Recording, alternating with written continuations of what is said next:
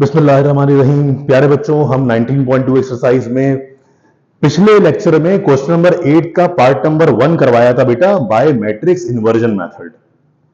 अब बेटा हम क्वेश्चन नंबर 8 का जो पार्ट नंबर 2 है उस सवाल को कर लेते हैं क्रैमर्स रूल से, ठीक है, ताकि आपके पास दोनों मेथड क्लियरिफाई हो जाए। लेकिन बच्चों फिर भी अगर क्रैमर्स रूल करने के बाद अगर आपको ऐसा लगे ना कि सर पार्ट नंबर 1 को भी क्रैमर्स रूल से करवा दें और पार्ट नंबर 2 को दोबारा से मैट्रिक्स इन्वर्जन मेथड से करवा दें, काइंडली बेटा कमेंट सेक्शन में मुझे कमेंट करके बता दीजिएगा, तो मैं उसकी भी वीडियो इंशाल्लाह बना के अपलोड कर दूंगा। अब आते हैं जरा बेटा सेकंड मेथड पर जो लिखा हुआ है क्रैमर्स रूल। बेटा मैंने पिछली क्लास में आपको ये बताया था ना कि पहले तो इक्वेशंस को रीअरेंज करना ठीक तरह से, यानी कैसे, पहले एक्स वाली टर्म, फिर वाई वाली टर्म, फिर कांस्टेंट, ये तो सही है। लेकिन नीचे आप देख रहे हो बेटा वो क्या गेम खेल रहा है हमारे साथ। नीचे जानबूझ के कंफ्यूज करने के लिए वाई वाली टर्म पहले लिख रहा है, एक्स वाली टर्म बाद में लिख रहा है, तो इसको अरेंज कर लो, यानी 3x को लिख लेंगे पहले और 2y को लिख लेंगे बाद में, ताकि x के नीचे x लिखा जाए और y के नीचे y लिखा जाए। तो क्रैमर्स रूल स्टार्ट करने से पहले हमने सोल्यूशन में इन इक्वेशंस को करवाना है रीअरेंज। तो 2x minus 4y is equal to minus 12, तो वैसे ही लिख दिया बेटा। यहां 3x जो बाद में था उसे लिख लें पहले और जो 2y पहले था उसे लिख लें बाद में। बेटा 2y के साथ साइन प्लस क्यों आया, क्योंकि ये प्लस साइन तो ही था, तो 3x प्लस का पहले आ गया, 2y बाद में आ गया। अब देख लो बेटा तरतीब सीधी हो गई, x के नीचे x, y के नीचे y, कांस्टेंट के नीचे कांस्टेंट। अब जब बेटा याद रखना इसमें हम लगाते हैं ना क्रैमर्स रूल, तो क्रैमर्स रूल के लिए सॉल्व करने की प्रेजेंटेशन मुख्तलिफ है। जैसे मैं बता रहा हूं बेटा, पहले जरा वो समझने की कोशिश कीजिएगा। अब मैं यहां पे इसको ए का नाम दे रहा हूं ना, कुछ लोग इसको कैपिटल डी का नाम भी दे देते हैं, तो कोई फर्क नहीं पड़ता। पहले मैट्रिक्स ए बनाऊंगा बेटा, मैट्रिक्स से आपको याद है हमेशा कोविशेंट मैट्रिक्स कहलाती थी, तो सारे जरा कोविशेंट लिखते हैं तरतीब से। 2 आ गया, -4 आ गया, फिर बेटा 3 आ गया और फिर 2 आ गया, तो मैट्रिक्स ए हो गई। बेटा क्रैमर्स रूल में ना कैपिटल एक्स मैट्रिक्स बनाने की जरूरत नहीं है, बस सिर्फ कांस्टेंट मैट्रिक्स बना दीजिएगा बी के नाम से, जिसमें सारे कांस्टेंट्स लिख देंगे हम। क्या क्या, -12 और 0। सही है, क्रैमर्स रूल में हमें मैट्रिक्स एक्स बनाने की जरूरत नहीं होती, सिर्फ ए मैट्रिक्स बनाते हैं, मैट्रिक्स बी बनाते हैं, कैपिटल एक्स एक्स वाई लिखने की जरूरत नहीं है। अब जब ये काम कर लिया तो क्रैमर्स रूल का तरीकेकार जरा सुनो क्या है बेटा। सबसे पहले जो भी मैट्रिक्स आपको ए दी जा रही है ना, आप निकालेंगे पहले उसका डिटर्मिनेंट। बेटा पहले तो उसको डिटर्मिनेंट में कन्वर्ट करवा लिया, 2 - 4, फिर यहां पे आ गया 3 और 2, ठीक है। अब जरा इसको सिंप्लीफाई कर लेते हैं। तो बेटा आप सब जानते हो ना कि 2/2 ऑर्डर का डिटर्मिनेंट कैसे सिंप्लीफाई होता है। बेटा पहले मल्टीप्लाई करना पड़ता है राइट एलिमेंट्स को। जब बेटा राइट एलिमेंट्स को मल्टीप्लाई किया तो सेम साइन के साथ लिख दिया। लेकिन आपको पता है बेटा कि जब हम लेफ्ट एलिमेंट्स को मल्टीप्लाई करवाते हैं तो जो भी आंसर आता है उसकी साइन चेंज करके लिखता है। तो -4 को 3 से मल्टीप्लाई किया बेटा, आया -12, लिखा क्या, वेरी गुड, +12। अब 12 और 4 को आपस में ऐड कर लिया बेटा और डिटर्मिनेंट ऑफ ए की वैल्यू बन जाएगी हमारे पास क्या, 16 के इक्वल। शाबाश, जरा वीडियो पॉज करके बेटा यहां तक कॉपी कर लीजिए,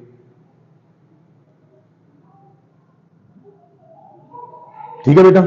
अब ध्यान से बात सुनो बेटे, जब हमने डिटर्मिनेंट ऑफ ए निकाल लिया ना, तो डिटर्मिनेंट ऑफ ए निकालने के बाद बेटा क्रैमर्स रूल के अकॉर्डिंग हमें डिटर्मिनेंट ऑफ ए1 निकालना होता है। क्या, डिटर्मिनेंट ऑफ ए1। अब डिटर्मिनेंट ऑफ ए1 कैसे बनेगा बेटा, वो डिटर्मिनेंट ऑफ ए से ही बनेगा। और कैसे बनता है, बहुत आसान तरीका है बेटा। डिटर्मिनेंट ए में आओ और जो भी पहला कॉलम था ना उसे हटा के इन कांस्टेंट्स को लिख दो उसमें, यानी 2 और 3 हट जाएंगे, उनकी जगह ये कांस्टेंट्स आ जाएंगे -12 और 0। कॉलम 2 बिल्कुल वैसे ही रहेगा, यानी 2 और 3 को हटाओ, इसकी जगह -12 और 0 रखवाओ। तो 2 और 3 को हटा दिया, इनकी जगह कांस्टेंट्स रखवा दिए -12 और 0। -4 और 2 आप बिल्कुल वैसे ही लिख दें, -4 और 2 बिल्कुल वैसे ही लिख दें। अब इस डिटरमिनेंट को सॉल्व कर लें तो बेटा a1 बराबर हो जाएगा। शाबाश, जरा बताओ बेटे, जब इन राइट एलिमेंट्स को मल्टीप्लाई किया तो 2 को -12 से मल्टीप्लाई किया तो आंसर हो गया -24। अब जब बेटा लेफ्ट एलिमेंट्स को आपस में मल्टीप्लाई किया तो -4 को 0 से मल्टीप्लाई कराओ तो आंसर 0 आएगा, तो लिखने की जरूरत ही नहीं। ये बेटा किसकी वैल्यू आ गई हमारे पास, डिटर्मिनेंट ऑफ a1 की। सही है, a1 कैसे बनाया, a में जो पहला कॉलम था उसे हटा के उनकी जगह रखवा दिए ये कांस्टेंट्स -12 और 0, सेकंड कॉलम वैसे ही रहा। अब आप समझ गए ना कि a2 कैसे बनाएंगे। बेटा a2 बनाने के लिए पहला कॉलम सेम रहेगा, लेकिन दूसरे कॉलम को हटा के उनकी जगह रखवा देंगे ये सारे कांस्टेंट्स। तो जब बेटा मैं इससे बनाऊंगा डिटर्मिनेंट ऑफ a2, तो डिटर्मिनेंट ऑफ a2 के लिए अब पहला कॉलम सेम लिख देना बेटा। तो पहला कॉलम क्या हो जाएगा, 2 और 3, और बेटा दूसरा कॉलम हट जाएगा, दूसरे कॉलम की जगह बेटा एलिमेंट्स कौन कौन से आ जाएंगे, शाबाश, -12 और 0। बेटा इसका डिटर्मिनेंट जरा देख के सॉल्व करना ध्यान से। अब मुझे बताएं बेटा, सबसे पहले राइट एलिमेंट को राइट एलिमेंट से मल्टीप्लाई करवाते हैं ना बेटा। जब 0 को 2 से मल्टीप्लाई कराएंगे तो वैल्यू तो 0 हो जाएगी, तो वो तो लिखने की जरूरत नहीं। अब मैंने क्या बताया था बेटा, जब लेफ्ट एलिमेंट को लेफ्ट एलिमेंट से मल्टीप्लाई करवाएंगे तो जो भी आंसर आएगा बेटा उस आंसर की साइन चेंज करके लिखना। तो -12 को 3 से मल्टीप्लाई किया, आया -36। वेरी गुड, लिखा क्या, +36।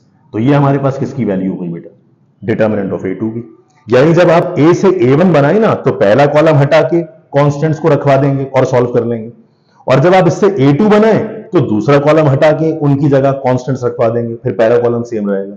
अब A1 A2 की वैल्यू आने के बाद अब बहुत आसान कर दीजिए बेटा, जब क्रैमर्स रूल हम अप्लाई करते हैं तो अब आखिर में लिखते हैं यूजिंग क्रैमर्स रूल। बेटा क्रैमर्स रूल के लिए जब x निकालेंगे तो x निकालने का फॉर्मूला होता है determinant of A1 divided by determinant of A, और बेटा जो y निकाला जाता है y के लिए फॉर्मूला होता है determinant of A2 divided by determinant of A। शाबाश, जरा ये फॉर्मूलास लिख लीजिए अपने पास। तो determinant of A1 divided by determinant of A बराबर में determinant of A2 divided by determinant of A। अब बेटा जरा इसमें सारी वैल्यू सब्स्टिट्यूट करवा देते हैं 1 बाय 1। बेटे x बराबर हो जाएगा डिटर्मिनेंट ऑफ A1 कितना निकाला था अभी हमने, -24 डिवाइडेड बाय, बेटा डिटर्मिनेंट ऑफ A कितना निकाला था हमने, डिटर्मिनेंट ऑफ A निकाला था 16, तो जहां डिटर्मिनेंट ऑफ A आया वहां 16 लिख दिया बेटा, ये वाली वैल्यू लिख दी। अब नेक्स्ट स्टेप में बेटा इसी के बराबर में y इज इक्वल टू बेटा A2 लिखा हुआ है, A2 की वैल्यू चेक कर लो, शाबाश 36 है, वो आ गई। और बेटा डिटर्मिनेंट ऑफ A कितना था, डिटर्मिनेंट ऑफ A हमारे पास अगेन वही 16 था, तो यहां डिटर्मिनेंट ऑफ A की जगह हमने 16 पुट करवा दिया। शाबाश, जरा यहां तक नोट कर लें बेटा। अब इन वैल्यूज को मजीद सिंप्लीफाई करवाते हैं और इसका आंसर लिख देंगे। तो बेटा पहली वैल्यू हमारे पास 24/16 है। बेटा 24/16 को अगर आप कैंसिल करवाएं तो देखिए, चेक करें ये 8 से कैंसिल हो रहा है ना, तो बेटा इसको कैंसिल कराओगे तो 8 3 आर 24, 8 2 आर 16, तो बेटा वैल्यू बन जाएगी x इज इक्वल टू -3/2। और बेटा अगर साइंटिफिक कैलकुलेटर यूज कर रहे हो ना तो देखो टेबल मत पढ़ना, साइंटिफिक कैलकुलेटर में क्या तरीका होता है, बॉक्स अपॉन बॉक्स का एक बटन होता है। अब बॉक्स अपॉन बॉक्स के बटन में ऊपर वाले बॉक्स में लिख दोगे -24, नीचे वाले बॉक्स में लिख दोगे 16, और जैसे ही इज इक्वल टू प्रेस करोगे वो आपको आंसर खुद ही बता देगा -3/2, आपको टेबल नहीं पढ़ना पड़ेगा। ये हो गई बात क्लियर। बेटा बराबर में जब इसकी y की वैल्यू को आगे सॉल्व करते हैं तो जरा इन वैल्यूज को भी चेक कर ले बेटा, किस किस से वैल्यू से कैंसिल हो रहा है। तो अगर मैं 36/16 करवाऊं तो बेटा ये वैल्यू कैंसिल हो जाएगी 4 से, तो बेटा अगर मैं कैंसिल करवाता 4 9s आर 36, 4 4s आर 16, तो बेटा y की वैल्यू विल बिकम व्हाट 9/4।